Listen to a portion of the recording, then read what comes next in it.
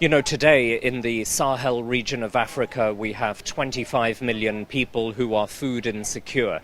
These are people who are suffering from the long-term effects of climate change, but they're also suffering the short-term consequences of extreme violence in the northeast of Nigeria, perpetrated by Boko Haram, or in Mali by other groups who have taken up weapons. And it's really so important that today, on World Humanitarian Day, we share our sense of humanity. We are inspired by the stories of survival of millions and millions of women and children and people across the Sahara in countries such as Senegal, Niger, Chad, Nigeria, who are looking to us for solidarity. They're looking to us to help them get through these long-term challenges of environmental degradation and the short-term challenges of extreme violence which has wreaked havoc with their lives.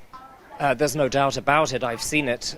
2 weeks ago I was in the northeast of Nigeria. I saw the effects of Boko Haram, how they have burned villages, how they have destroyed schools, how they've forced 1.5 million people to flee from their homes. And these were people who were already living in extreme poverty.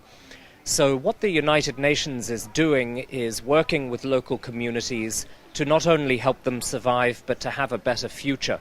And I think that the solidarity of countries such as Italy, countries who are participating here at the Milan Expo, our solidarity with these communities today and tomorrow is crucial, because people are strong.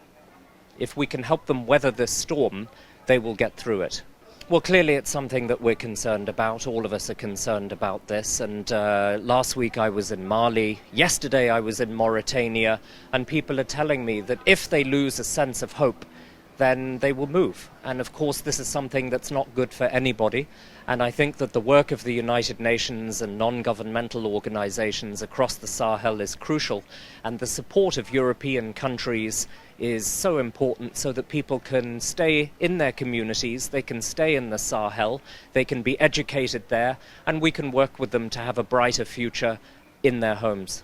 Today is a day where we commemorate and celebrate the lives of our colleagues who have been killed working as aid workers. We commemorate and celebrate the lives of colleagues who have been kidnapped or otherwise hurt, but it's also an expression of solidarity, of sharing a sense of humanity, because at the end of the day, we're all sharing this planet, and there is a future that can be better for us today and for our children tomorrow. Expo Milan is one of several important events, and this one is crucial to help us prepare, to help us consider, to help us listen to the voices of the populations across Europe and in other parts of the world, so that when we have this World Humanitarian Summit in 279 days, we are well prepared. We can bring nations together and see how to address some of these huge humanitarian challenges that we have, whether it's in Syria, whether it's in South Sudan, whether it's in the Sahel, these countries across the Saharan desert, which increasingly are being ravaged not only by environmental degradation, but also by the violence perpetrated by extremist groups. So Expo Milan is one of those key moments that really triggers the start of all of this consideration, deliberation and preparation for the World Humanitarian Summit. I think that every opportunity, and this is a key one, provides countries the chance to express themselves, to come together, to share experiences, and whether it's about humanity, whether it's about the challenges of the environment, whether it's the extreme poverty or the economic aspirations that they have, events such as Milan Expo are very, very useful for them to come together and to build bridges between that region and Europe and other parts of the world.